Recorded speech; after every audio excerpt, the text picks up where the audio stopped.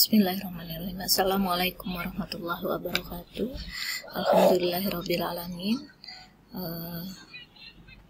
Senang sekali dapat berjumpa kalian walau dengan metode daring ini. Hari ini kita akan membahas tentang DBD atau demam berdarah dengue. Apa sih DBD itu? Pasti kalian udah ada banyak yang tahu. Kalau di kelas mungkin kita bisa bersaut-sautan ya. Kita lihat apa sih itu DBD. Nah, ini DBD, demam berdarah dengue, adalah penyakit infeksi yang disebabkan oleh virus dengue ya. Kalian udah tahu disebabkan virus dengue ya, bukan nyamuknya ya.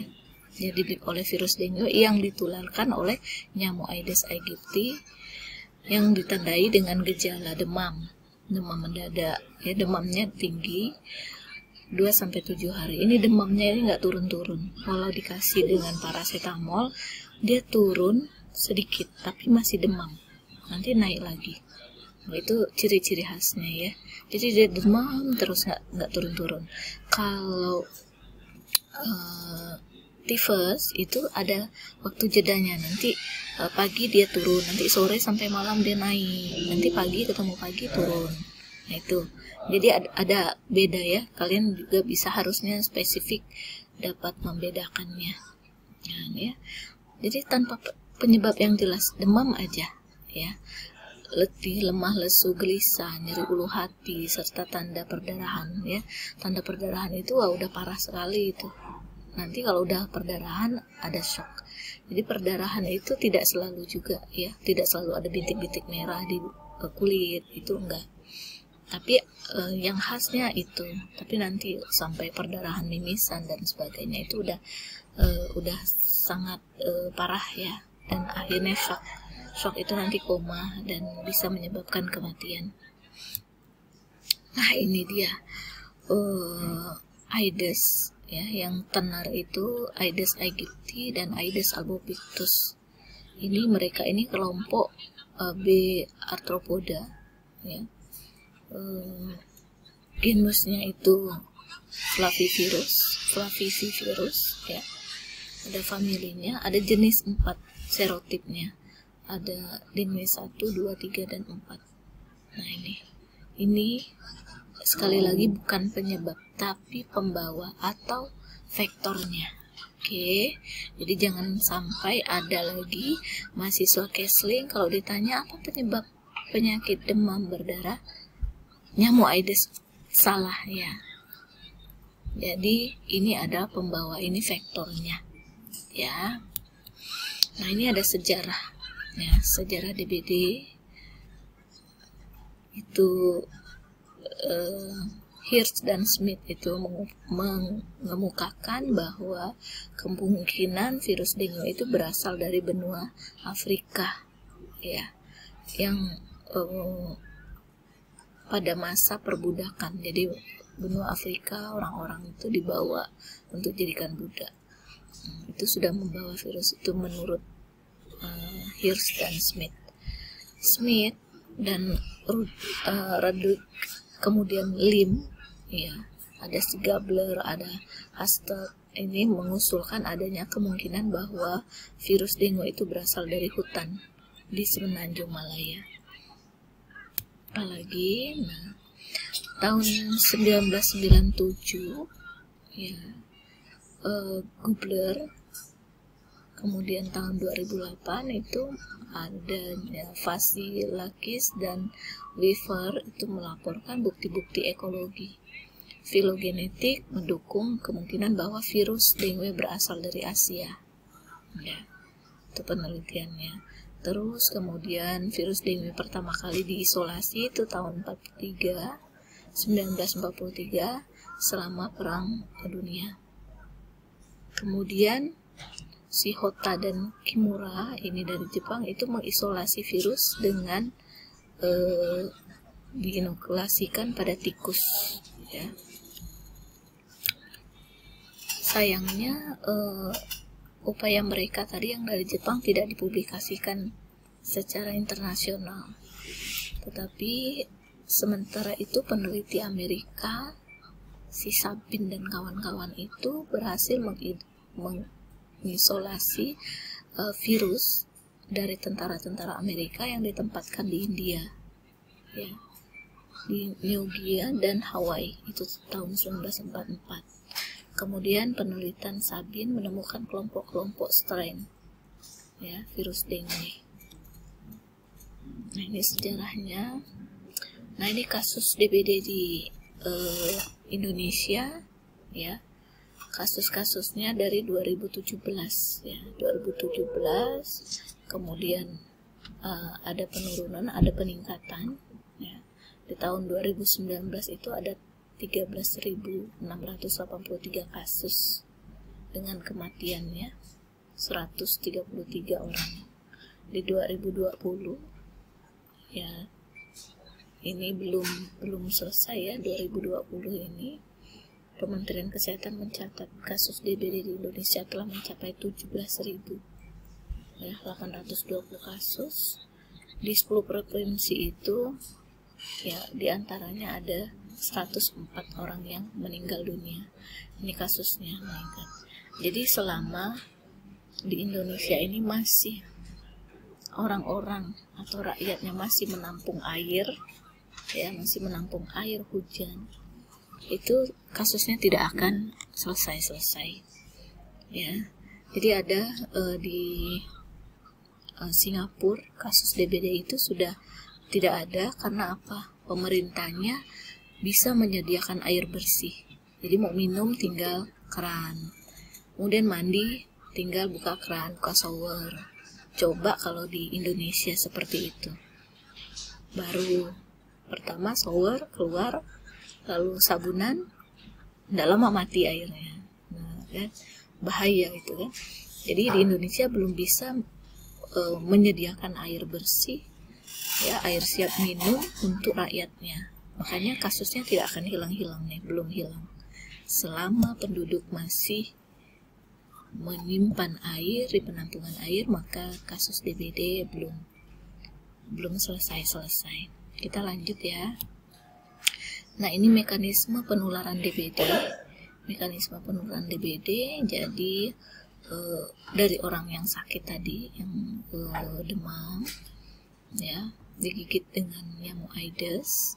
Ini kurang lebih 7 hari di dalam badannya, nanti dia menggigit anak yang sehat, ya. Anak yang sehat ini kurang lebih inkubasinya 7 hari dia akan demam. Nah, itu mekanisme penularan DBD-nya. Nah, sekarang nyamuknya nih. Ini siklus hidup nyamuk Aedes-nya. Ya, nyamuk Aedes-nya, jadi dia dari telur, ini telurnya kurang nampak nih, ya. Dari telur, telur itu sampai menjadi nyamuk dewasa itu, siklus hidupnya dari telur sampai dia menjadi nyamuk dewasa itu memerlukan 7 sampai 10 hari, ya, tergantung situasi keadaan airnya. Nah, setiap 2 hari nyamuk dewasa membutuhkan darah untuk bertelur, ya. Jadi untuk bertelur dia memerlukan darah, ya. Kenapa? Nyamuk dewasa dewasa betina, ya, saja yang menghisap darah, yaitu karena tadi dia memerlukan untuk pematangan telurnya, prosesnya. Jadi umur nyamuk dewasa betina itu bisa nyampe 2 sampai 3 bulan. Ini tugas, nanti saya akan buka di kolom tugas di Google Classroom, ya. Tugasnya kalian cari berapa umur telur, berapa umur jentik-jentik ini atau larva, berapa umur pupa. Nah, ini umur nyamuk sudah ada di sini 2 sampai 3 bulan. Itu tugas pertama. Oke, tugas pertama itu kita lanjut. Nah, ini tempat perkembangan nyamuk. Ya, tempat perkembangan nyamuk ada di bak mandi, kemudian di kolam yang tidak ada ikannya, kemudian di tempat penampungan air, bahan-bahan bekas. Nah, ini barang-barang bekas ini ban. Jadi ban bekas ini gimana sih supaya ini dia didirikan nanti tetap aja ada airnya kalau hujan terisi. Ini dibolongkan. Nah, kemudian di vas bunga, ya, tempat tower penyimpanan air juga. Ya. Nah, ini siklus hidup virus DBD. Nah, jadi yang pertama itu virus dengue melekat ya ke dalam sel pada saat dia udah masuk ke tubuh kita. Kemudian virus melakukan fusi dalam endosom dan RNA dikeluarkan ya. Jadi masuk ke RNA dia. Masuk dia ke endosom. Setelah itu dia transplantasi protein. Melakukan transplantasi protein. Lalu yang keempat, RNA virus melakukan perbanyakan atau replikasi. Jadi banyak virusnya. Virus yang masih muda, yang kelima ini mengalami perakitan di retikulum endoplasma. Kemudian yang keenam virus mengalami pendewasaan dan siap dilepaskan oleh vesikel di alat Golgi. Nah, nanti virus dilepaskan untuk menyerang sel lain. Jadi ini masih di dalam sel, masih di dalam satu sel. Nanti dilepaskan setelah dia dewasa, menyerang lagi ke sel-sel yang lain di dalam tubuh kita. Ini kalian sekedar tahu saja ya. Insya Allah sih saya tidak sampai mengeluarkan yang ini ya, cuman kalian harus tahu ini prosesnya begitu untuk menambah pengetahuan. Nah, ini kita masuk ke pengendalian vektor.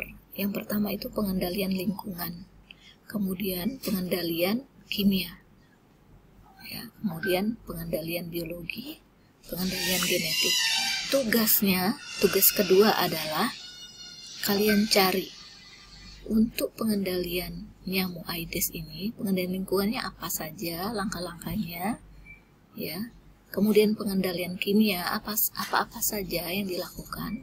Kemudian pengendalian biologi apa-apa saja yang dilakukan. Kemudian pengendalian genetik apa-apa saja yang dilakukan. Berikut contoh-contohnya.